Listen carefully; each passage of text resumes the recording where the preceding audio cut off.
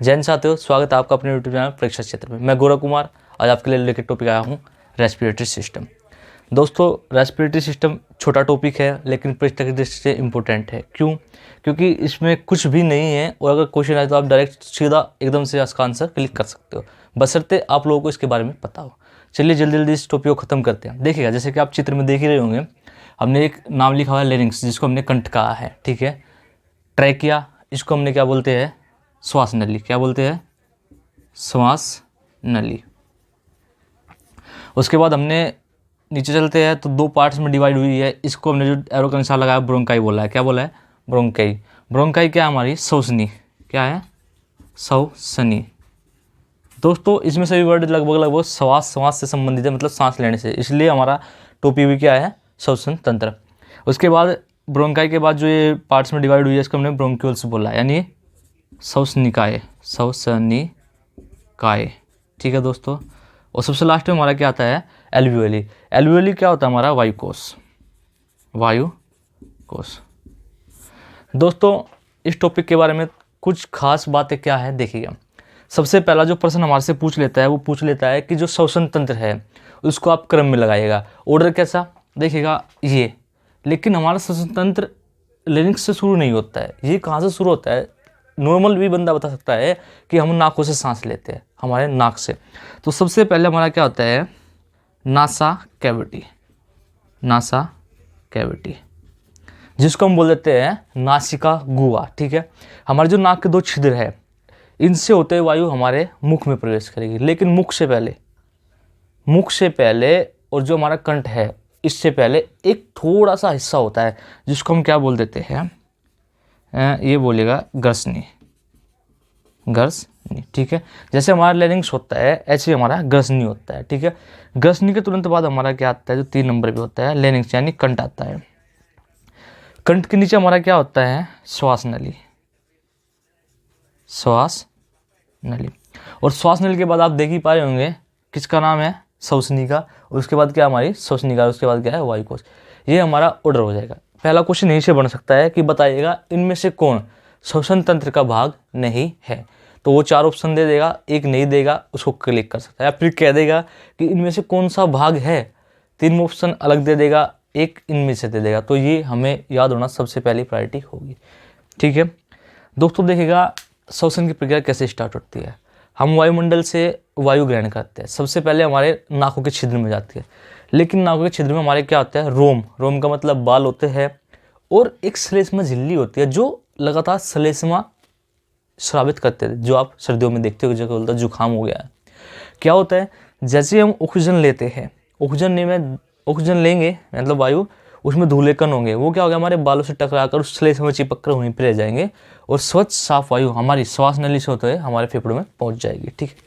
अब जो वायु हमारे फेफड़ों में जा रही है उसमें क्या क्या होता है, ये क्वेश्चन भी बढ़ सकता है। देखिएगा दोस्तों, अगर मैं बात कर लेता हूँ 1 number CO2, 2 number O2, 3 number nitrogen and 4 number other gases.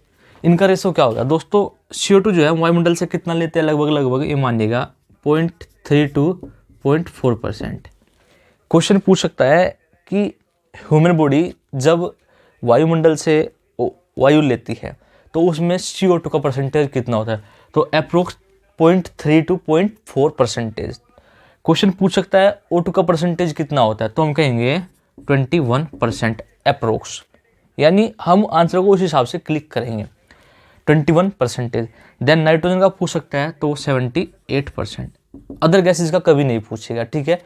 Main 3 है, इनमें से क्वेश्चन पूछ सकता है कि जब हम वायुमंडल से वायु लेंगे तो उसमें इन गैसों का परसेंटेज क्या होगा। ठीक है, हमने ये ले ली है। उसके बाद क्या होता है? हमारी बॉडी में से हमारे लंग्स में वायु गई, ब्लड हार्ट से गया, मिली, उसमें क्या होगा?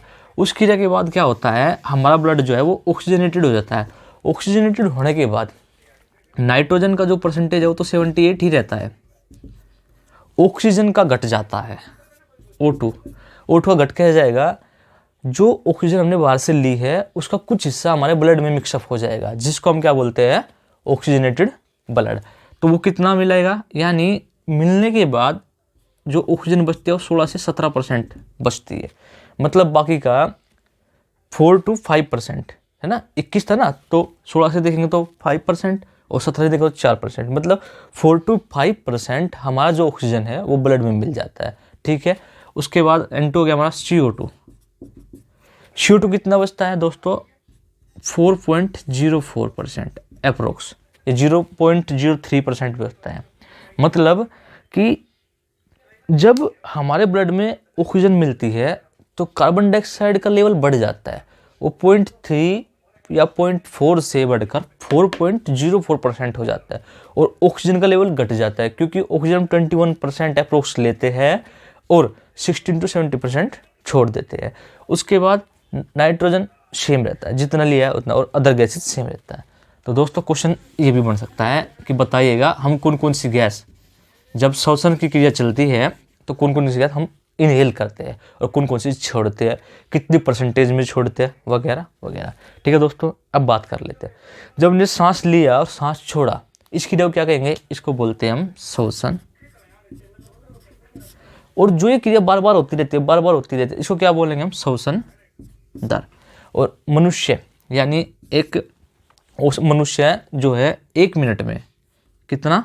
1 मिनट में लगभग 16 to 20 टाइम्स श्वसन की प्रक्रिया को दोहराता है, जिसमें सांस लेना और सांस छोड़ना दोनों आते हैं। इससे एक श्वसन दर बनती है। ठीक है, इस प्रकार 16 से 20 बार।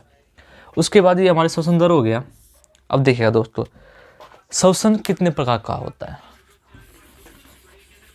अगर हम मोटे तौर पर बात करें, श्वसन 3 प्रकार का होता है। कौन कौन सा भाई? बाह्य श्वसन। बाह्य कौन सा? हमने वायुमंडल से ऑक्सीजन ली और कार्बन डाइऑक्साइड छोड़ दी। दूसरा श्वसन कौन सा होगा? आंतरिक श्वसन। अब ये कैसा होता है भाई? हमने ली और छोड़ दी, उसके बाद जो हमने ली है, वायु ली है, वो कहाँ पे मिली है? ब्लड में। ब्लड में मिलने के बाद क्या होगा? उसके बाद क्या होगा? ये सब किस में आता है? आंतरिक श्वसन में।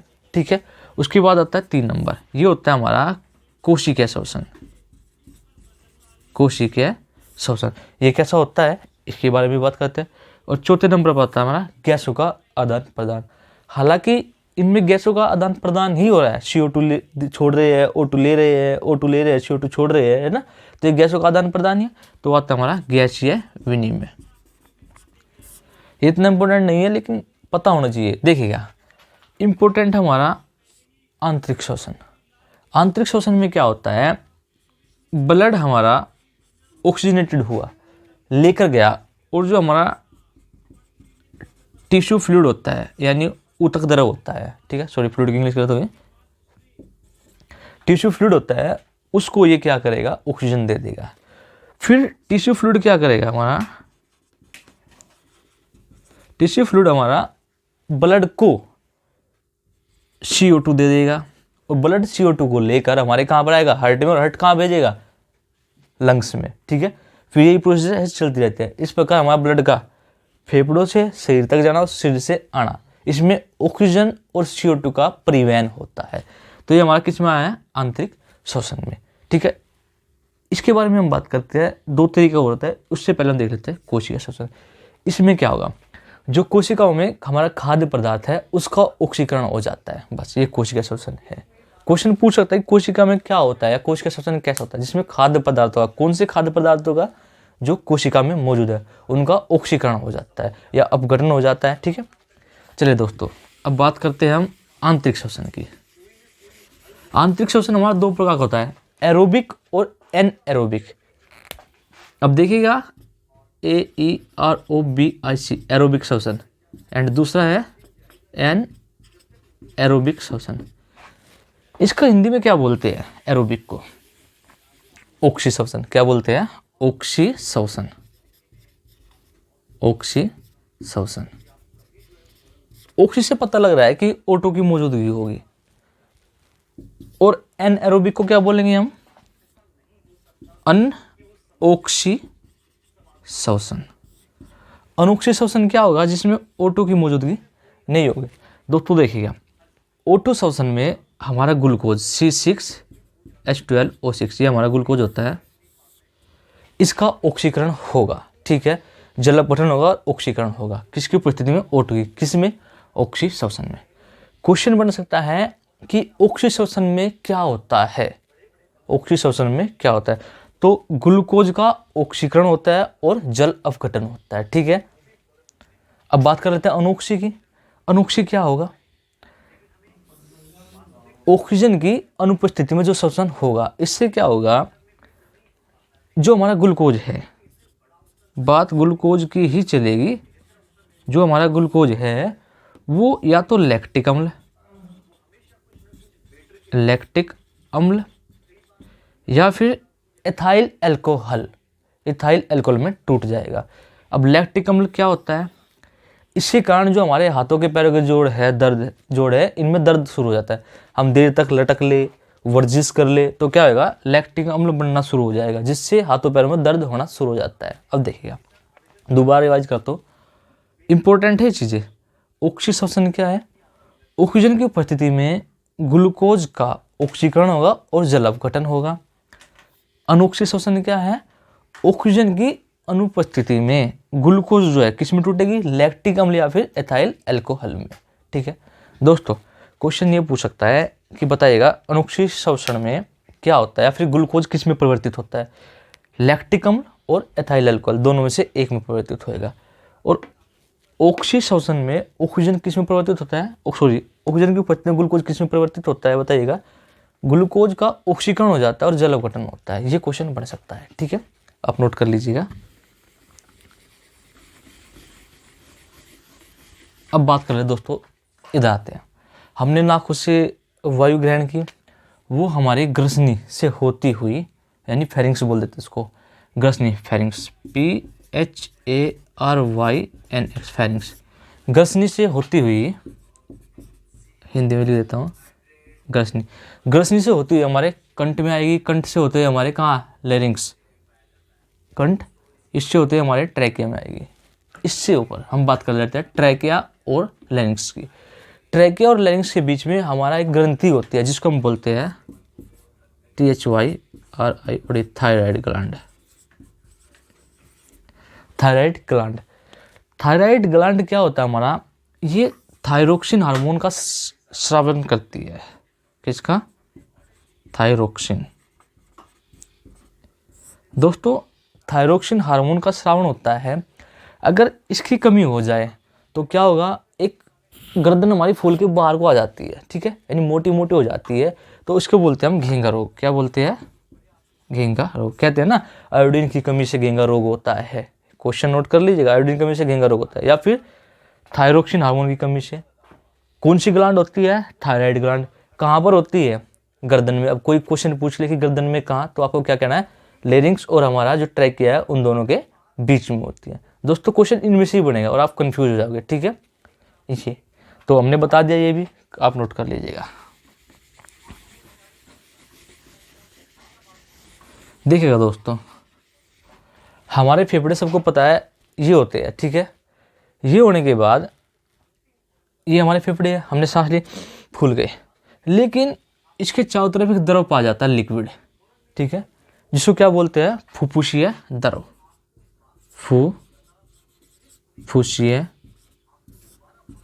द्रव, या फिर प्लूरल लिक्विड। प्लूरल, ये प्लूरल वाला नहीं है, प्लूरल द्रव ये होता है।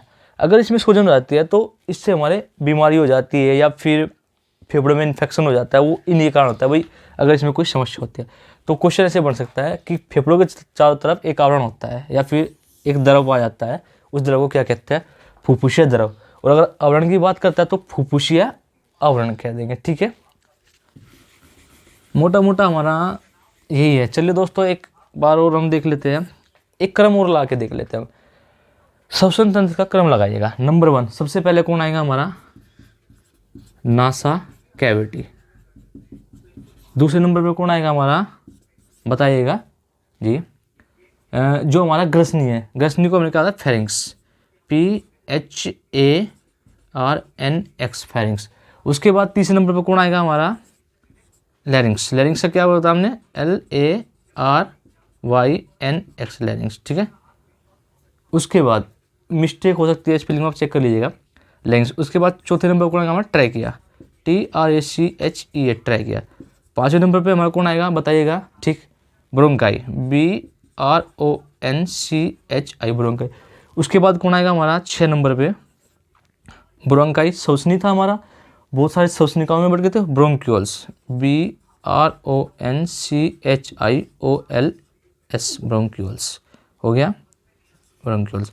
उसके बाद 7 नंबर पे हमारा कौन आएगा, एल्वियोली, ALVEOLI एल्वियोली। दोस्तों ये क्रम है, इसके बारे में पूछ सकता है कि श्वसन तंत्र का क्रम लगाइएगा या इनमें से कौन श्वसन तंत्र का भाग नहीं है, ठीक है दोस्तों। ये हो गया हमारा topic respiratory system and lungs. दोस्तों अगर आपको वीडियो अच्छा लगे तो लाइक कीजिएगा, शेयर कीजिएगा और हमारे चैनल परीक्षा क्षेत्र को सब्सक्राइब। जय हिंद, जय भारत। मिलते हैं नेक्स्ट वीडियो में।